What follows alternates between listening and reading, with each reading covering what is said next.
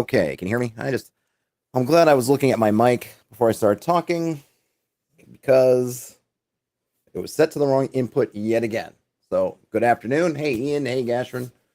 Um, Doing this a day early in case you didn't see the note that I put in the community tab in YouTube. I'll be traveling tomorrow at about this time, going to a one-day con in Connecticut. I don't know if this would be considered I'm not sure what part of Connecticut it would be in. It's basically on the Connecticut Massachusetts border, essentially. So not terribly far away, but there's kind of the actual con's on Saturday. It's called ShireCon, but there's another ShireCon, so you got to be careful if you search for it because you might end up at the wrong or a different ShireCon. It's only one day, but apparently they're doing a kind of a pre-con a day before the day or an evening before the evening. So I figured, well, I'll go for that as well. So I'm driving up tomorrow afternoon, and then I'll be Saturday at the con. I'll be sitting in on Daniel from Bandits Keep. He's running a game on Saturday morning, so I will be playing in that one, and then playing. I signed up for a couple other games. I might try to snag an interview, or maybe I can get some people on audio. We'll see how that goes. But I'm going primarily just to kind of participate. It's small. It doesn't really have like they don't really have like a lot of kind of media things. There's not a bunch of company people, but hopefully some other local creators and other types from around these parts. If you haven't even been watching or listening to this next day or so, and you're going to ShireCon, look me up. I'll be either playing or wandering around. I've never been there before. It's my first time, so looking forward to seeing how that is. So that's why I'm doing this today, as opposed to my usual, which would be on Friday tomorrow. I don't have any other notes, so let's get to it, shall we? We're on the my RPG roundup multi-Reddit. You can I'm not sure if there's a way to check for it. I will post it in the chat in case you want to follow along from home. Merging a few of these subreddits together. I'll pop this on there it is. So if you want to check this out now and copy it for your own usage, reddit.com/user/hexpressman/m/RPG roundup all together / that will get you to the subreddit.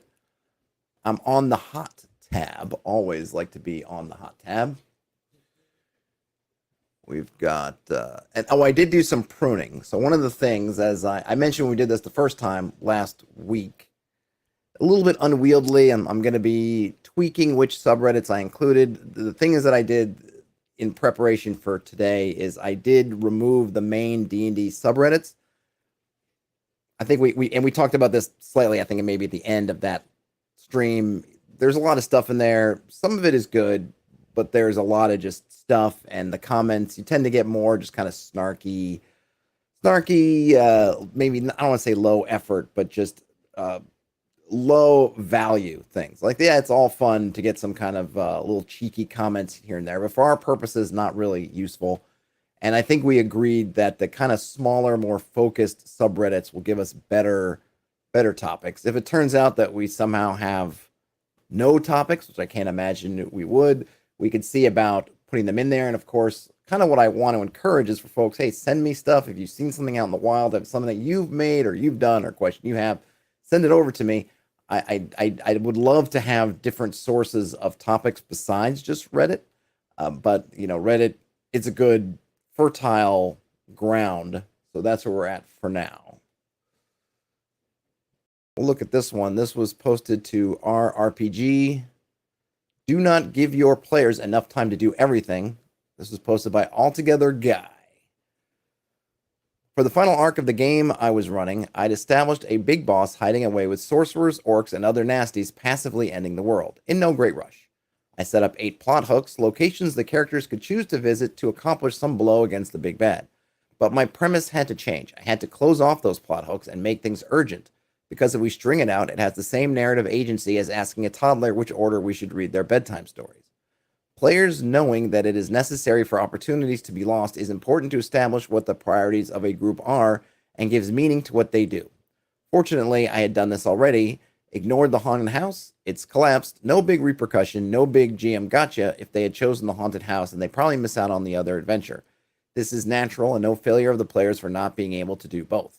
The other thing is that doing everything is impractical. We have a finite number of sessions before schedules would change and disrupt the group. Many more games would probably finish if the rate at which plot hooks went away was similar to the rate at which they appear. And then the summary, go easy but close doors. Yeah, I mean, I think that's I would say that's probably fair advice.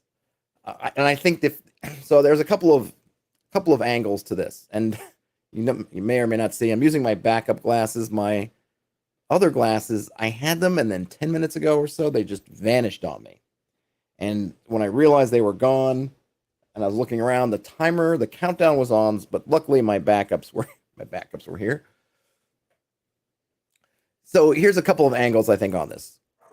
One, if you're, and I'm gonna use the term expiration here. If your plots never expire, if things come up and they just sit there, then it's going to lose that sense of realism in the world. And the players are probably going to intuitively try to start to treat it like they would a computer role-playing game, which often has that same exact feature. Your quest sits there, the diamond is over their head, or the spinning icon, and then even though if you go in once you engage with them, they'll be saying something like, oh my gosh, everything's about to go, oh, the dog's been kidnapped, my son's in a well, and everything's going to explode in 8 hours, help.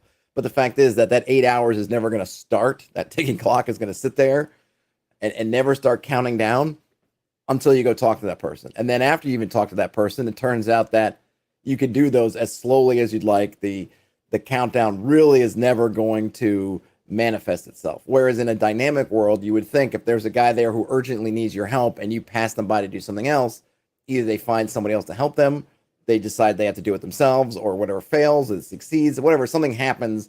And then when you come back 2 weeks later and you say, oh, where's this guy at? Well, it's happened. And you can't go back and do that.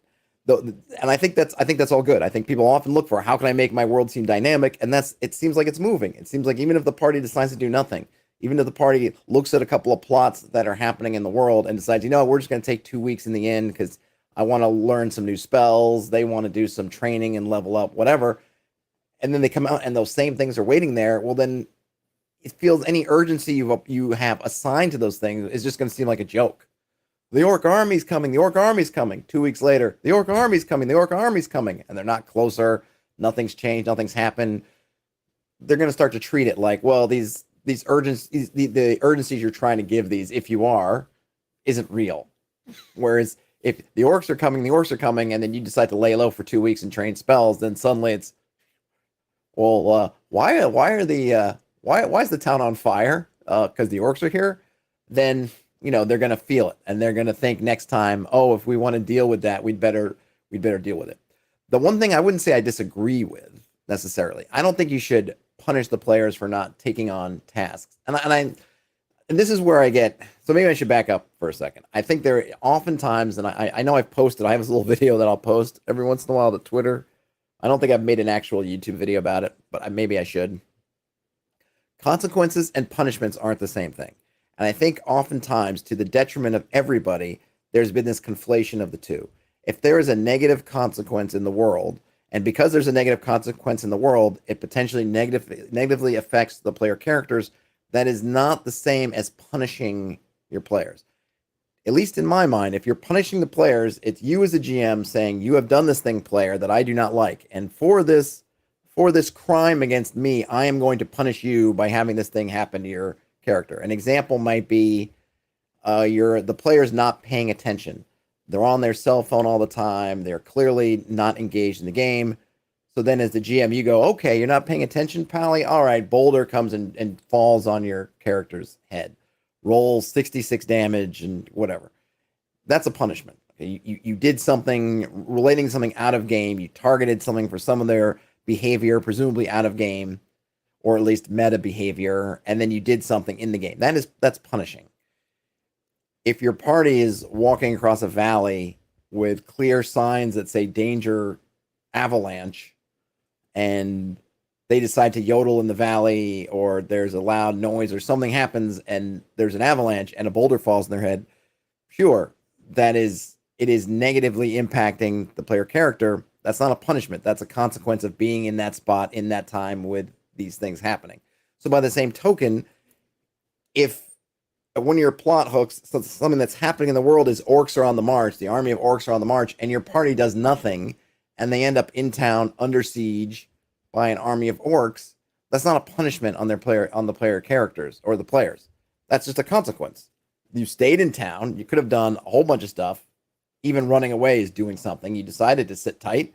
This is what happens when you sit tight. Or, your loved ones are in this town and you decide to go do something else. Oh, we don't want to deal with orcs attacking. We're going to go south and do some other stuff. Great. Well, when you come back north and you find out that your family's been enslaved and the town's been burnt to the ground, I mean, that's maybe even the positive outcome where they've been taken prisoners or for ransom, or they escaped and now they're living in caves in the hills. And you go, but what happened? It's like, well, orcs attacked. That's what you heard was happening. That's not a punishment. That's a consequence. So I would say what I would tweak what Altogether Guy is saying is if they choose not to take these things, I'm not punishing them. But I do want there to be consequences in the world. If there's a haunted house and they don't do anything about it, I want that haunting to get worse, or whatever I think would happen, whatever I think would be. Well, what is the result of this haunting not being dealt with? Does some kind of evil spread out? Do undead start popping up in other locations? Does something happen? Like, I want it to affect the world. I don't want it to be like in their example where it just collapses in on itself and, okay, it's gone, but it had no effect on the world. It feels detached from the world. I don't want that. I want everything to feel connected. So, hey, you don't deal with that haunted house? Maybe it gets worse. Maybe some kids run in there and now they're killed or trapped or whatever. Maybe, whatever undead force or negative energy force is animating that house has now its influence has spread. So next time you come back, maybe it's not just the house. Maybe it's now there's multiple houses that are happening. I want it to feel like for the players that their choices matter, and part of that choice matters has to do with what consequences they can take versus what they can't. And once they understand that, they can think about, okay, if we leave this haunted house, these are kind of the things that might happen. But we also need to do this other thing. The consequences of that happening, if we leave it alone, are worse. So we're going to have to deal with the haunted house later, knowing it might get worse, but we need to deal with this other thing because it's worse, and whatever its consequences is more terrible than the haunted house spreading. Something like that. I wouldn't want to just have it to be at 0. But that's my only comment there. I think it is good advice. I'll read one of the replies in the chat. This was posted by, or in the post, I should say. This was written by Time Spiral Nemesis. I did something similar in my last campaign. I let them choose from different missions to take from the Adventurers Guild. All the big, major, obvious jobs were solved by the kingdom's main forces, and the jobs they were offered were the smaller, harder to address issues. The ones they took and succeeded at never became a threat and were handled, but the ones they didn't take ended up growing into larger and larger threats as the story progressed. For example, many times they didn't accept the jobs of either contact with faraway towns being lost or dragon sightings in certain areas. The towns were smaller and very distant, so the kingdom didn't have the resources to properly investigate. And they also couldn't chase after dragon sightings that could have just been rumors. One of the plots I had planned beforehand was an evil metallic dragon, gotta shake it up a bit, forming an army with half-dragons in a far-off land to enslave the humanoid races. Since they never addressed any of the smaller plot threads leading to it, that thread was given ample time to rise in secret, thus becoming one of the main factors in the later game. But because they smashed the cult hiding in the kingdom early and wiped out or arrested all the leaders, that was considered a non-threat by then. And then I will read a response, because they're pretty much saying the same thing I'm saying. But Cybertier replies, I kind of like this, but I also see one big disadvantage. It makes it harder to develop the antagonists throughout the story. In a quote-unquote regular campaign, they'd act against the cult and succeed and prevent imminent disaster, but probably see hints of more happening behind the scenes. Later, they'd encounter a follow-up to that cult and can connect previous adventures to this one. While this method does provide more tangible impact for what the players did, it makes it harder to create those storylines that get them really hooked. And then Time Spiral Nemesis responds, they still had several main storylines with developed antagonists moving with them that they were aware of. One of them was an evil party played by the same players. I'd like to keep many different plot threads going at once to keep things interesting.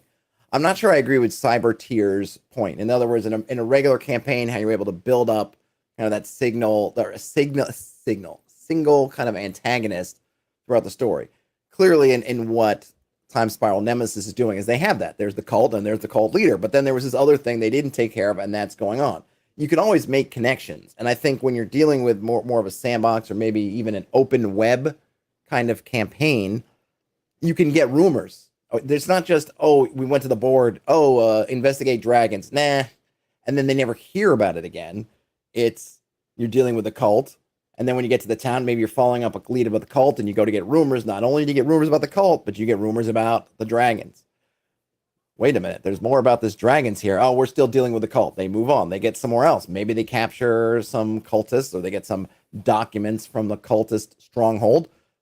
Maybe the cultists sent someone to the dragons. Maybe there was some connection there, so you can make that connection. Or maybe you decide that in this area the dragon army and the cult are actually in conflict because they kind of both want the same thing, and neither one feels like they can work with the other.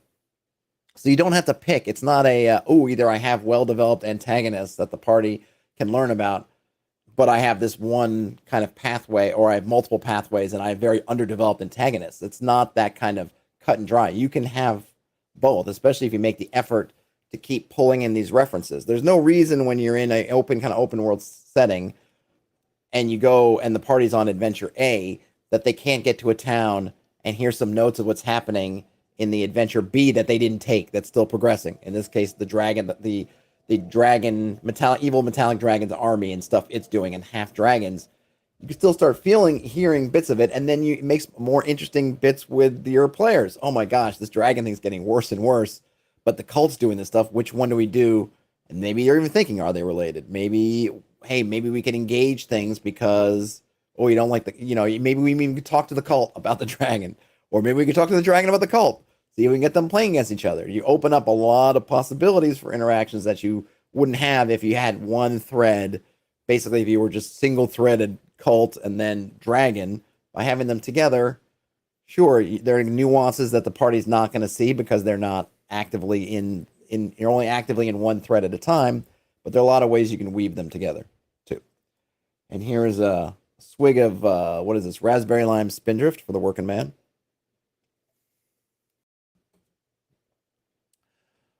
Let's see what else we've got. So I did upvote that. I believe I did. What are your top 3 OSR games? I don't know. I'm going to take a look at this. I'm just kind of curious. I'm wondering, well, let's see if there's any factors here. So this was posted by Caliburnus to our OSR. Curious about the community take on that. Theirs are Old School Essentials, Osric, Golden Glory. With that 3, I could pretty much run anything, they say. Interesting because it's like, it's basically your BX retro clone, your first edition AD&D retro clone, and your second edition AD&D retro clone. So it's an interesting mix. I'm just going to read a few of these. I have no particular favorites. I mean, I would guess that BX, the white box and BX would probably be my co-ones. It's really hard for me to choose. The white box has everything you need. I like the kind of teaching style and language in BX. So I kind of always go back and forth between which one of those I ultimately like better. I think if I was my first kind of starting document is kind of BX because I just like the way it's put together really well in that kind of teaching format. But when I'm just looking up something, there's so much meat in those 3 little brown books. Stuff that some of it, and it's it's just one of those, I don't want to say tragedies, but you just lose some of it with each iteration. So some of it doesn't make it into Holmes, some of it doesn't even, I don't think, makes it into AD&D, or I'd have to look if there's, maybe they do all make it in, but some stuff can get so buried in those massive tomes like in the DMG that it can be tough. Some of it doesn't make it into BX, and then some of that doesn't make it into even further down the line to BECME and so on and so forth. When you look back, just the stuff like if you're running away, you can drop food for animal intelligence creatures, and you could drop loot to try to get intelligent creatures off the trail. Things like that you don't get anywhere else that I know of. And it's just, they're so thin, but they're just so chock full of stuff that I find myself going back to it over and over again. But other than that, I don't know if I have any favorites. Halitsigen says basic fantasy, Lamentations of the Flame Princess, and Dungeon Crawl Classics. Working Boy says Beyond the Wall for its vibe, Glog for its DIY spirit and active community, and then Lamentations for its retro cloniness. And then I'll just do the last one of the top three here. Their three are OSE, Electric Bastion Land, and Mouse Ritter. That's B_epic. OSC for compatibility, and the Dolmenwood setting, Electric Bastion Land for the GM advice and how encouraging it is, and Mouse Ritter for the setting and estate collection campaign. They like the card-based inventory as well. Good stuff. Feel free to post me your top 3 OSR games if you have a list. So I don't. This one might be interesting. Go there. This was posted to the Behind the Screen subreddit. A Guide to the Feywild by apprehensive_cold 24/7. There is a little law in 5th edition about the Fey and the Feywild, or indeed about the planes in general. In terms of creatures in official materials, Fey are the 3rd smallest category, ahead of Celestials and Oozes. And the only lore around the plane comes from a few paragraphs in the DMG and some vague mentions of stuff in MTOF. I wish they wouldn't. I guess that's Mordenkainen's Tome of Foes. I find sometimes that people over-abbreviate when it might just be simpler. If you're typing it out, there's no character limit. Just for those of us who may not be intimately familiar with every single release and source book. So I think Mordenkainen's Tomb of Foes, I think is correct, and Wilds Beyond Witchlight. I'm not really complaining about this, since most campaigns probably don't interact with the Fae at all, and those that do, the DM can either make things up or use earlier edition law to fill in the gaps.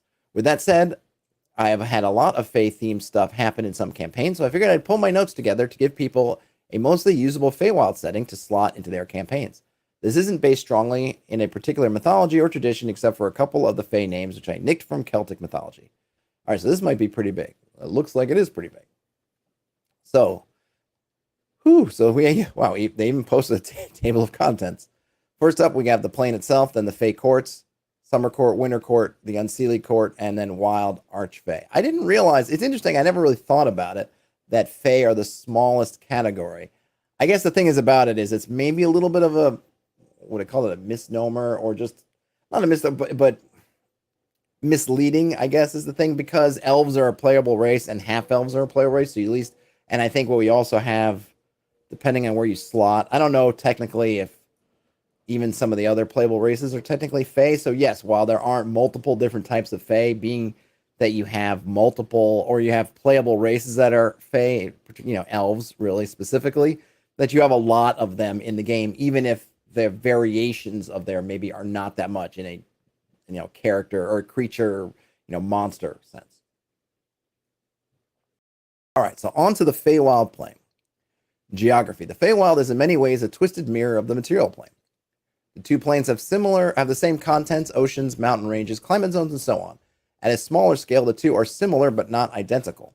The obvious difference is a lack of civilization's influence on the Feywild, where the material plane has been heavily modified by agriculture, forestry, cities, and so forth. The Feywild has maintained a more natural environment. This can be easiest observed at the sites of major cities. In the material plane, there may be a thriving metropolis with tens of thousands of inhabitants. In the Feywild, the equivalent site may have only a small collection of huts or even just a clearing for seasonal travelers. This doesn't mean the Feywild is devoid of buildings. Many Archfey will construct elaborate castles and gardens for their own amusement, but these structures are rarely inhabited for long and are either abandoned or more often simply vanish when their creator moves on. Exceptions to this would be forts built in times of war, but even then, the forts disappear rapidly when they are no longer needed. Fairy gates. Fairy gates refer to places where travelers may pass from the material plane to the Feywild and vice versa. Some gates are always open, but most are only active at certain times of day or year. Commonly, they open at dusk, dawn, midnight, or midday, and may be more attractive at midsummer, or more active, not attractive, at midsummer and the equinoxes. Physically, a gate may be entirely invisible, save for a slight shimmer in the air. However, the energy of the Feywild leaking through the gates often causes physical signs to appear, such as rings of mushrooms, springs which flow with healing waters, glowing fungi in caves, and possibly narrow or intricate ice or sand structures, or, in ocean settings, whirlpools.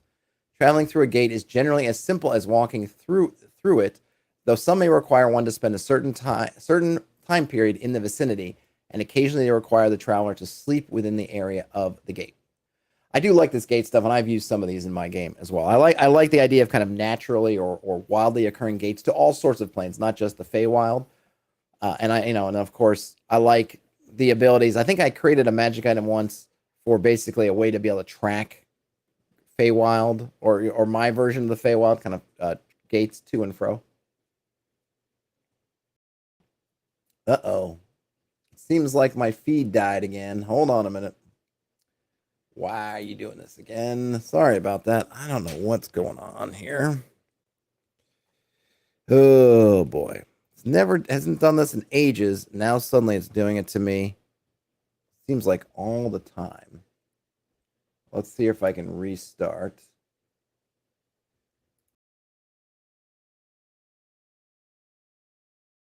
Looks like another thing is using this. Why are you doing this?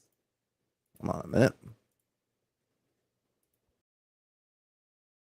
Try this again. All right, so we're going to change that just to something. All right, hold on. Give me a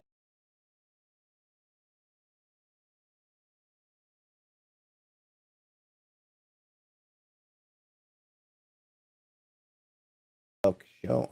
There we go. Hopefully I'm back. Sorry about that.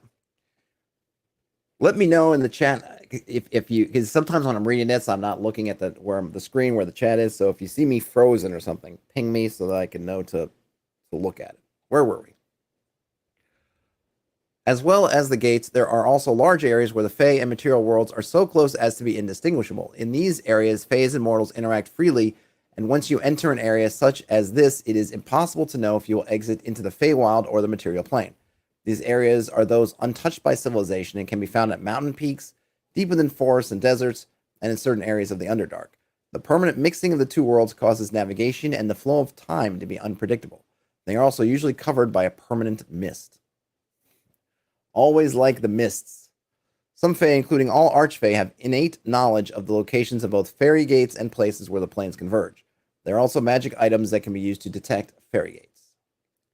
Effects on travelers. Travelers of the Feywild are subjected to the powerful magic of that plane and are usually permanently changed by the experience.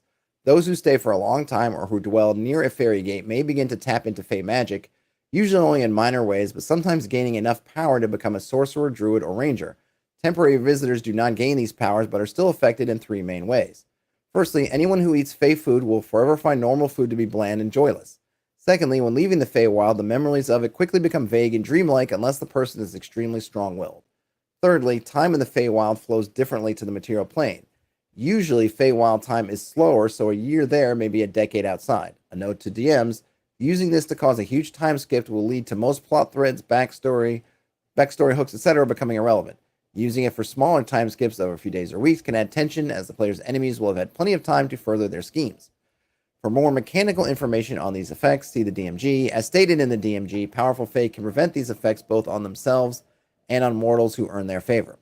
As well as the effects on entering and leaving travel within the Feywild can be confusing. In the material plane, journey time is dependent on distance and terrain. In the Feywild, these still have an effect, but emotional state also has an impact. If a traveler fears or hates the place they are traveling to, the journey will stretch out and take longer than expected. Conversely, a place the traveler looks forward to arriving at will take little time to reach. Emotional links can also aid in navigation. Looking at a picture of a loved one or holding a lock of their hair will give some idea of their location, while mementos of a location can be enough to find it again when a map and compass fails. For DMs, I have found it fits the nature of the plane better to make these effects unreliable and subconscious rather than an actual navigation method used by the Fae. Ooh, Brian Smith says, I think some Fae food has made its way into the real world. Creme brulee seems pretty Fae. Haha, I really love creme brulee. And in fact, I have one of those little torches that my wife got me a couple years ago for, I think, my birthday. I haven't even really used it yet so that I could make creme brulee. Maybe, Brian Smith, you'll have reminded me that I should do that. But does eating creme brulee make everything else seem bland and flavorless? That's the question. Flora and fauna. The plants of the Feywild are similar enough to those of the material plane that a traveler may not realize they have passed into a different dimension. Looking closer, though, there are differences. The colors and smells of Fey plants are much stronger, and plant growth is thicker and more verdant in the Feywild. There are also several plants solely found in the Feywild many of which have unusual properties, such as bark, which appears to be made of metal, leaves which glow brightly at night, or berries with weak healing abilities. Brian Smith asked me if I've got ramekins. I do have ramekins. I have ramekins aplenty. I got ramekins. I got the torch. All I need is the will. Animals are also similar, and most material plane animals also exist in the Feywild. The Feywild does have some unique animals, which, notably blink dogs and yeth hounds. There are also many more examples of megafauna in the Feywild than in the material plane. Mammoths, aurochs, giant sloths, and giant armadillo all still exist and are common in the Feywild, where mortals have driven them to extinction in the material plane. How big a difference this makes obviously depends on if these creatures are common in the material plane in your world. One specific animal species that is worth noting is the white elk. These deer have silver-colored fur and antlers and glow with moonlight. They're extremely difficult to catch, and capturing one alive is a requirement to join the ranks of the wild hunt. Under extreme circumstances, the deer can travel into the material plane, and it is believed that catching or slaying one can earn a mortal hunter a favor from the Fae. And they even are going to give us a stat block for the white elk. And also, I think this was seen in the latest, if you're watching House of Dragons, there was the White Hart that was featured in the last episode. Not really a spoiler, because I'm not saying how it was featured, but that kind of myth comes into play, that legend. Materials used by the Fae. A quick note on materials used by the Fae. Most of the buildings and objects used by the Fae are made of wood. These woods are taken from trees, which are not the same as those in the material plane, but are similar enough that I've referred to them with the names of familiar trees where the wood is specified. Stone is also used by some Fae as a building material. Clothing is generally woven from grasses and other plants or made from the skin of hunted animals, although sufficiently powerful Fae may create their clothing by magic. The lack of widespread farming means woolen clothing is relatively rare.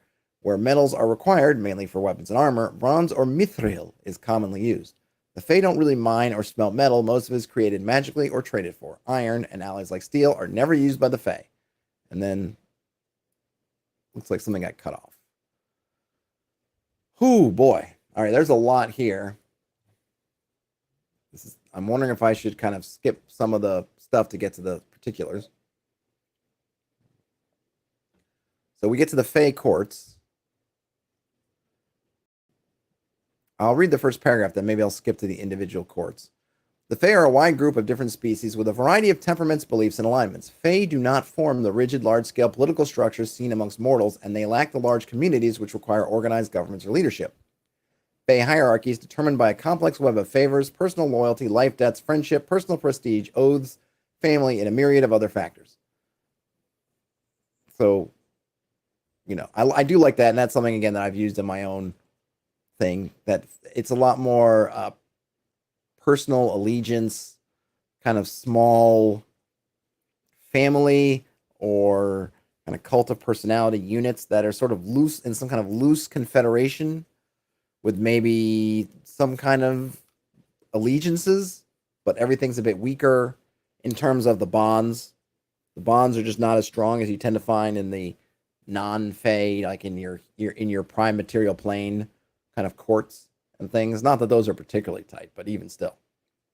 So we got the Summer Court. The Summer Court is a place of beauty, warmth, abundance, and pleasure.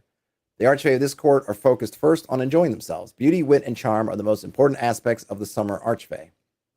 Mortals aren't accepted in the Summer Court except as trophies. Titania, the Maiden of Summer. Titania can change appearance at will. All right, so this is more... I'm not going to get into quite the... So we have Titania. She usually appears as a beautiful Eladrin maiden with hair which looks to be made of gold. I never really liked Eladrin. I don't know why. I don't know if it's based on some kind of mythology, but I remember, I guess was it in 4th edition when the Eladrin showed up? I don't know. I wasn't too keen. Not very keen. Ryan Smith says RuPaul's Drag Race competition always struck me as a Fae court, a fashion performance-based court. Yeah, maybe. My daughter's gotten super into RuPaul's drag race. So if you had asked me that, if you'd said that a year ago or even 6 months ago, I would have had no basis for saying yay or nay to that. But I've seen my share of RuPaul's Drag Race episodes. So yeah, I think that would definitely work. Oberon, the Lord of the Greenwood. Oberon takes the form of a tall, muscular sprite with dragonfly wings. He usually wears a kilt of dark green material and a cloak of golden fur and carries a huge oak spear and a longbow. Well, there you go. And then we have Venestra, the Daughter of Delight, and Dagda the Jolly. Ho ho ho! He appears as a portly, red-faced Eladrin with small feathered wings. Also, there's Robin Goodfellow. Let's see. The origins and race of Robin Goodfellow are unknown. They may be a fiend bound into service by long-forgotten pacts. They may be one of the unseelie fae twisted by some dark deal. There you go. So we got some. So there's just some. We get some personalities in the court. Now we get the Winter Court. Mab formed the Winter Court, which is very pragmatic and survival focused. Any creature is welcome in the Winter Court so long as they have some skill that can contribute to the survival and strength of the court as a whole. We have Queen Mab, Lauk the Bloodied, Banrion the Mother, Dian Kekt or Sect. I'm not sure how I'm supposed to pronounce that. And yeah, Gabney. I'm sure it's pronounced something like, or Gavin or Gavney, the Builder. And then the Unseelie Court. The Unseelie Court still exists deep in the Feydark. As part of the spell that stripped them of their names, the Unseelie Fae are unable to leave the Feydark, although the Archfey are able to project avatars to communicate with those outside. And then we have the Queen of Air and Darkness, the Prince of Frost, the White Rose, the Lady of Glass, and the Three-Eyed Giant. And now we get to the Wild Archfey, who are those who do not swear loyalty to any of the three original courts. And now we have the Green Lord, Herne the Hunter, Hirsam, the Prince of Fools. And then we got some stats for the White Stag. So this is really good. So sorry, I did kind of skip through all of it, but I feel like those details are there if you want to really get into them. But this is the kind of thing. So this subreddit is a lot of this, where people will post, I don't know if you want to call it homebrew, I guess, essentially, but just these really long, really informative pieces. I really recommend it as somewhere to go if you're looking for a lot of things in terms, because it's of just kind of content or ideas or guidance. It's really good. It's generally 5e focused, but a lot of it is like the stuff in here. You could use this with any particular game system setup you want, and the only thing that's really truly 5th edition is that some of the naming, like Feywild, and then the stats of that white elk. But it's got really good stuff. Highly recommend it. Well, thanks for that, apprehensive_cold 24/7. I've used a lot of this stuff. I'm sure people will find in here things that they've used before, but it's always good to read more things and see how people do it. Like I said, I really like the concept of being able to move across the plains, either accidentally or purposefully, or being able to find those natural ways, especially if you want to introduce different planes, whether it's the Feywild or whether it's prior to the party being able to magically transmit themselves. So at some point you get the spells, and this, of course, is assuming you have a magic user in the party who wants and gets those spells. At some point you get access to the magics to open up your portals to various planes. But you can really get involved with this stuff earlier. You can really have a lot of fun with it earlier, because once you start to travel back and forth, or they're able to, then some of the fun, I would say, from an adventuring standpoint, which is that you're in the plane and you don't know how to get back. It's not just, well, I'll just open up another door and go home, but like, oh my gosh, we got to figure it out. That's kind of part of the fun. It's a whole new, you're thrown in this alien landscape and you don't know how you're going to get back. A lot of that really helps when the party doesn't have their own means of just bopping back and forth.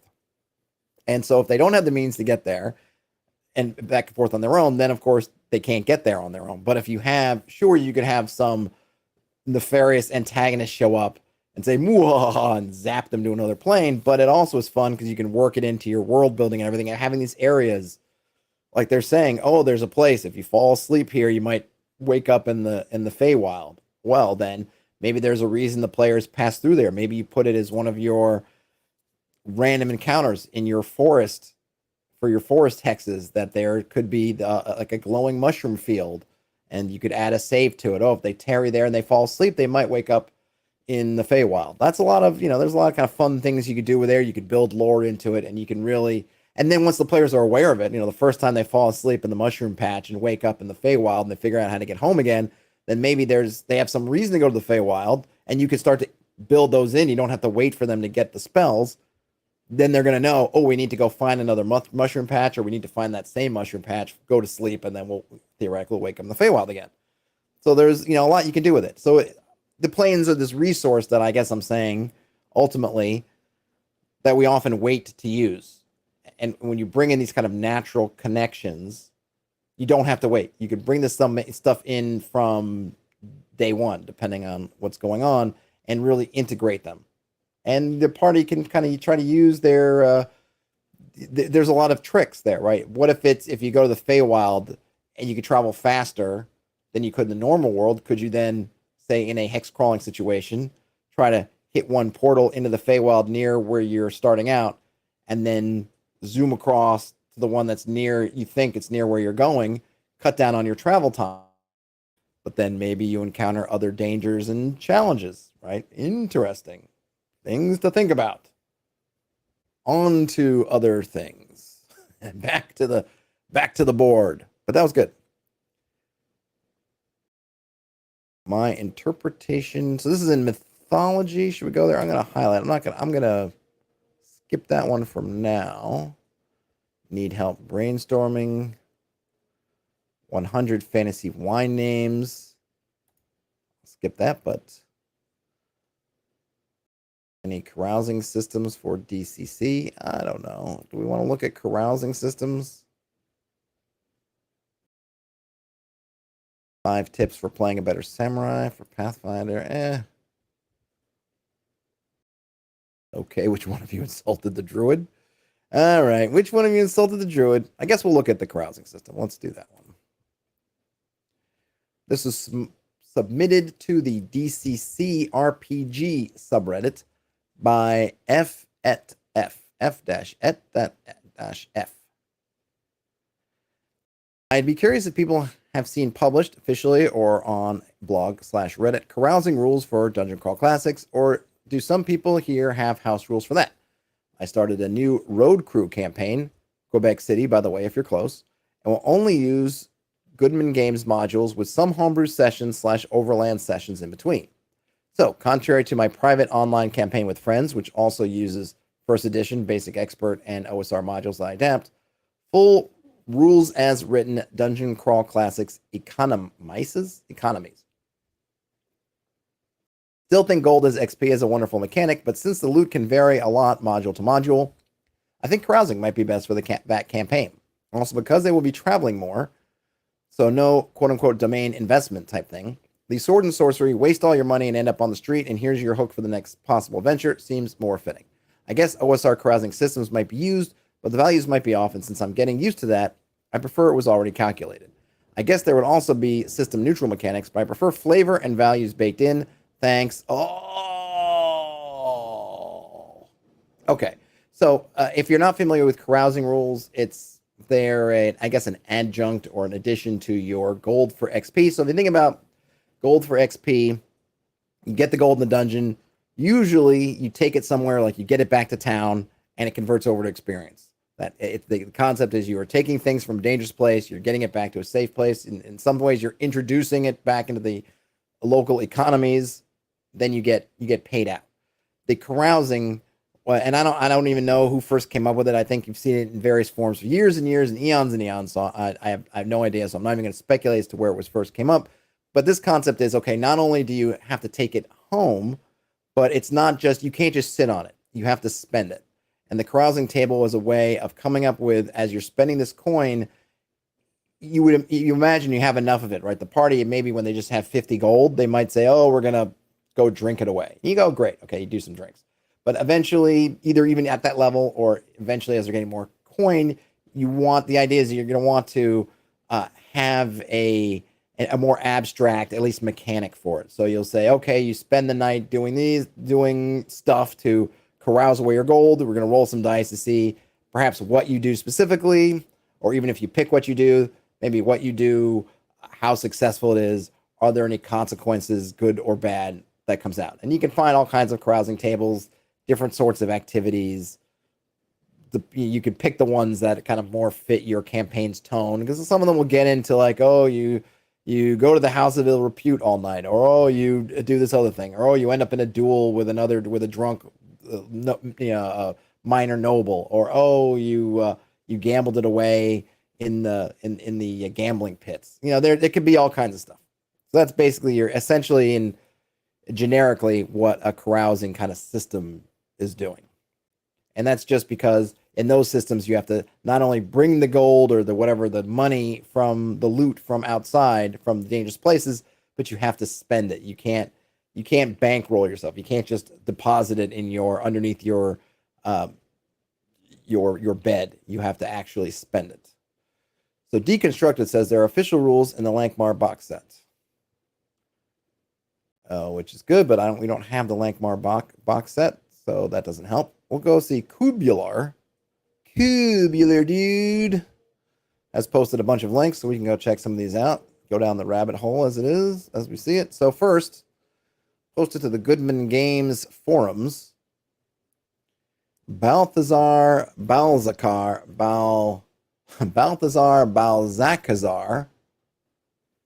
Wow, back in 2015.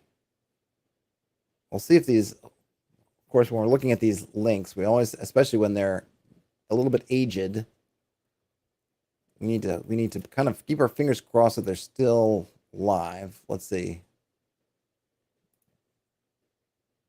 Here it is. So this was posted. I'll post this in the chat in case people are interested.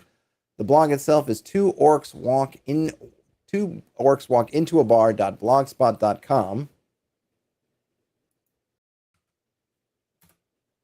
Smith says, just scatter vending machines in the setting to buy rings that level you up made by dragon magic. Yeah, that would, oh boy, that's something. So there it is. I'm just posting it briefly on screen so you can see it.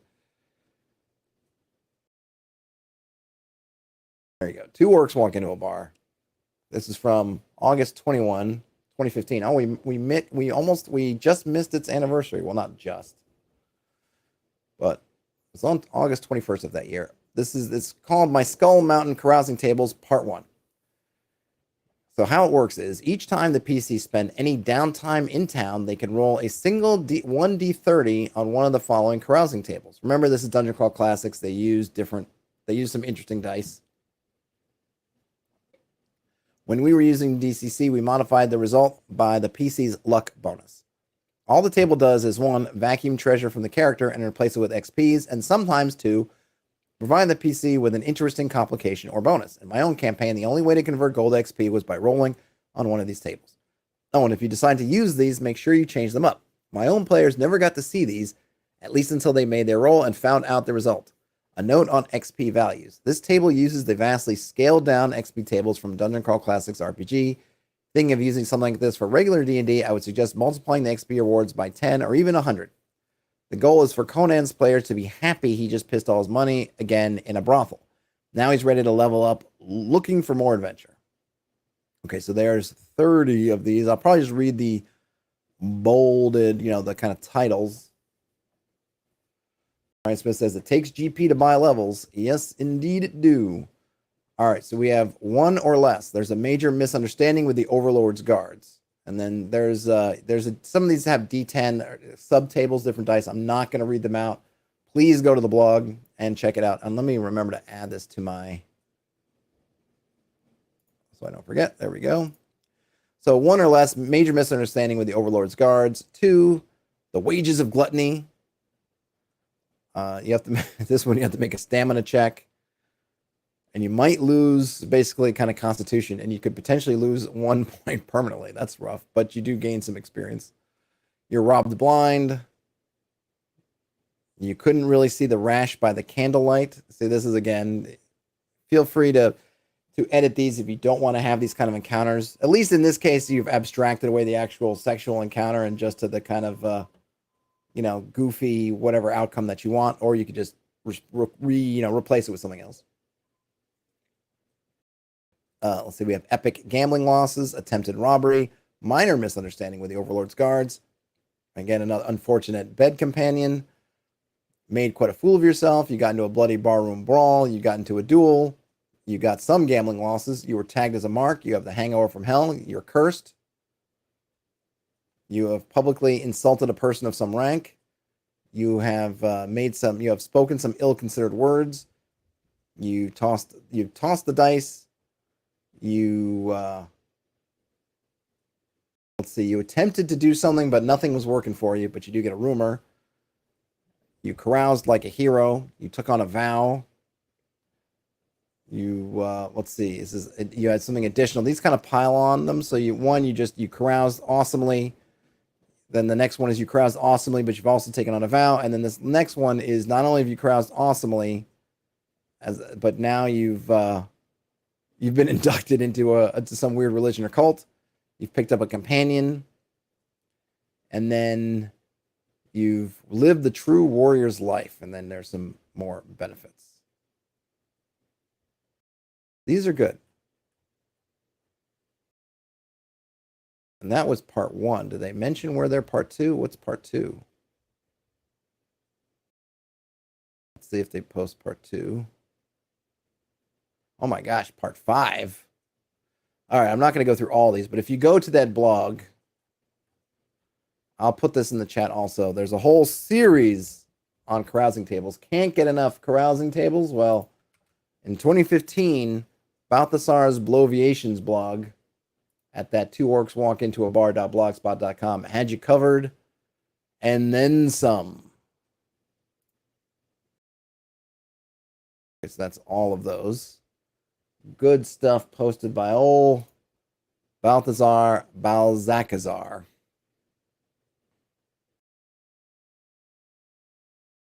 Do we need some more of these? I don't think so. Just know that there are a bunch if you need them.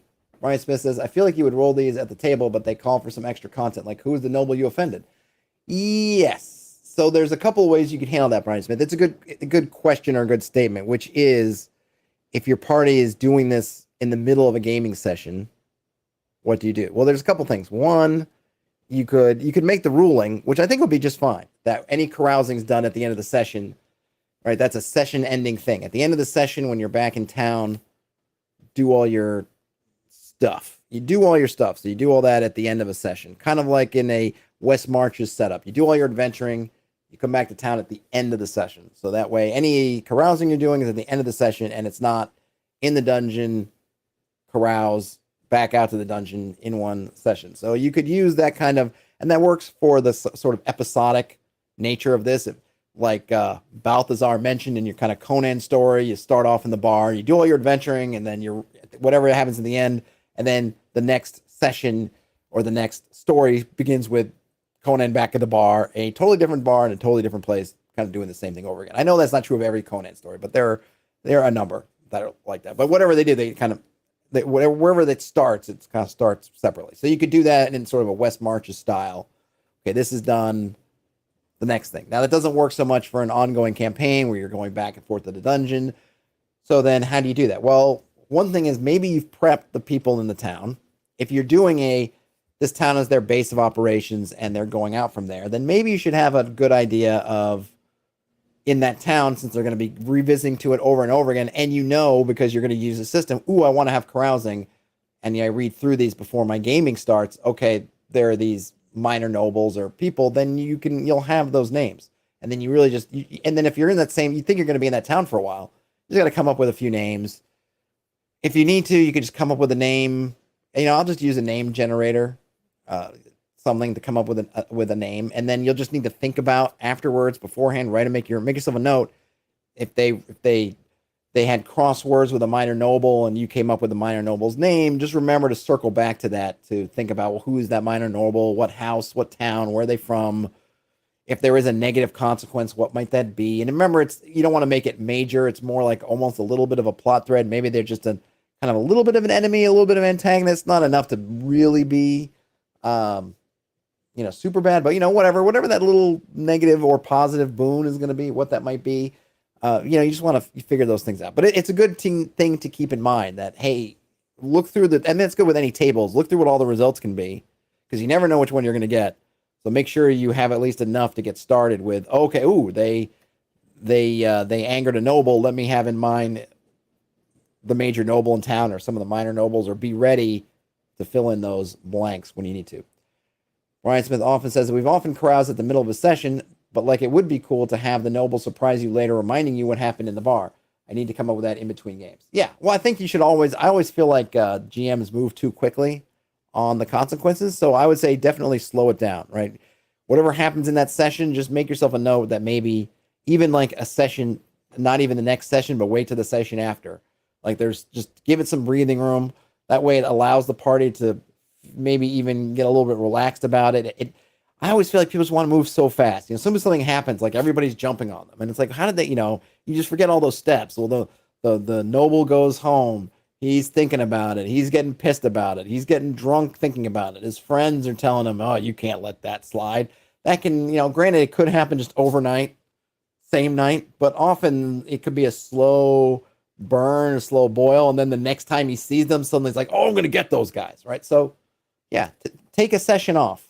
Put a session in between. I mean, obviously, if you're going weeks between sessions, mitigate it based on the passing of fictional time, I should say. But yeah, definitely give it a slow burn. Let it simmer. Let it simmer for a while. Frederick Ork says, what does this DM do stuff? Make the players come up with it, point at random player and say, what is this NPC's name? That's another way you could do it. Though, that works best if everybody, sometimes you get, depending on your group and your thing, like I've had that where there's, and this maybe is more when you're playing at, say, a con game or an open table kind of game, or you're in a gaming shop where you're like, not everyone's on the same wavelength. So you're thinking like, this is kind of at least semi-serious kind of, interesting game that you're into. And someone else is kind of goofing. So you say, hey, you guy over there, what's their name? And they're like, Noble McNobleman. And then the rest of it's like, oh, okay. Well, this has become a joke. So just want to make sure if you're going to hand out that kind of responsibility to your players, you're ready for what they're going to give back at you. And hopefully you're all on the same page in terms of tone. And I mean, obviously, yes, you should cover in session 0. Yes, all that. But that stuff doesn't stick all the time. So just make sure that when you hand it off, you're going to be open. Because I think you should hand it off and then hand it off. Not a false, like, I'm going to let you pick. No, I'm not. Right. So you're going to give some of those responsibilities. Make sure you're ready to accept what you get back, for good or for ill.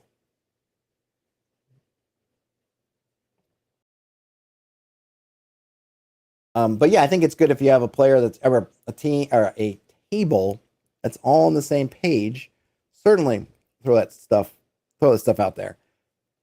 That's not something I've had a problem with, and I'm not saying that because I'm some kind of improv master. It's just because, especially playing online, I'm in front of my laptop. I have quick linking to just grabbing a name, doing something like that. But yeah, I could totally see handing, maybe even not the names of the players. I would definitely get into, well, what did you say? Oh, you did this drunkenly. Well, what do you think you might have said? That's definitely stuff you can have the players improv. Okay, you pissed off a noble. Then maybe just have a little bit. Okay, player, what did you say to that noble? Like, what do you think you said that ticked them off?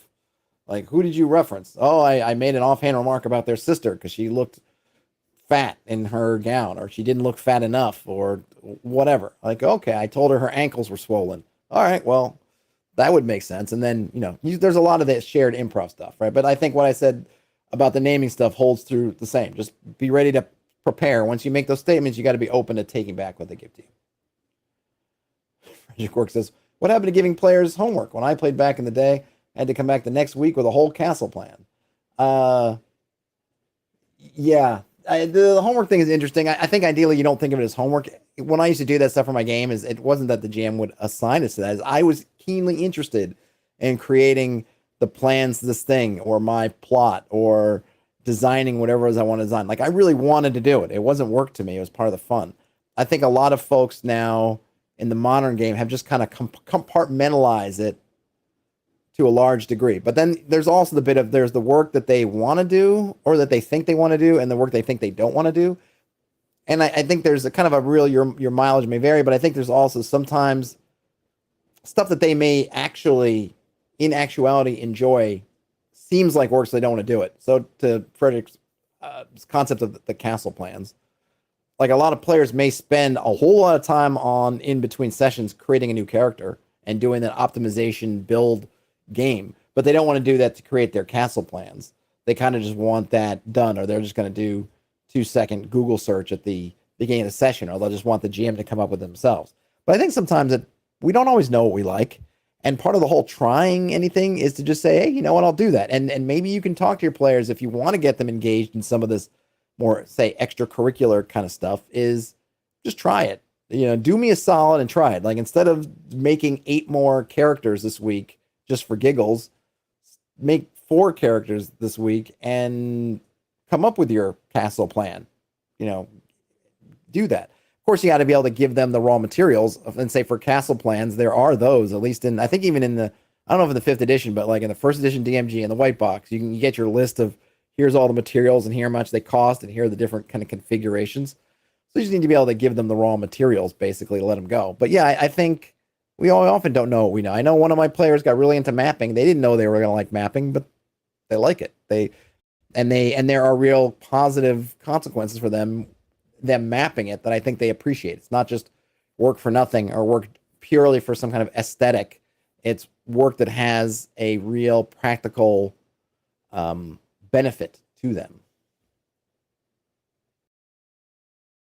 Brian Smith says the phrasing of those table results can make a difference. You angered a noble. What is it about your character that pissed them off? What is it about you that rubbed them the wrong way? Exactly.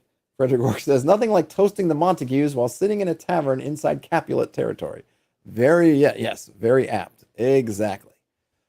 All right, so those are some carousing tables.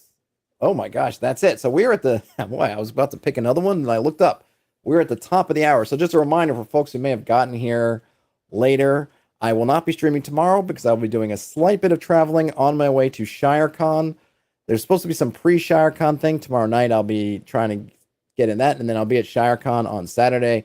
I should cross paths with Daniel from Bandits Keep. I'll be playing in his convention game Saturday morning, and hopefully I get a chance to chat with him later on. I'm going to play in some other games. I'm not sure if I'm going to get any content out of it. I'm really just going to maybe do a little handshakes and just kind of meet some other local folks and play in some games. So we'll see how that goes. So no stream tomorrow. That's why I'm doing this stream, which I usually schedule for Fridays. I'm doing it today.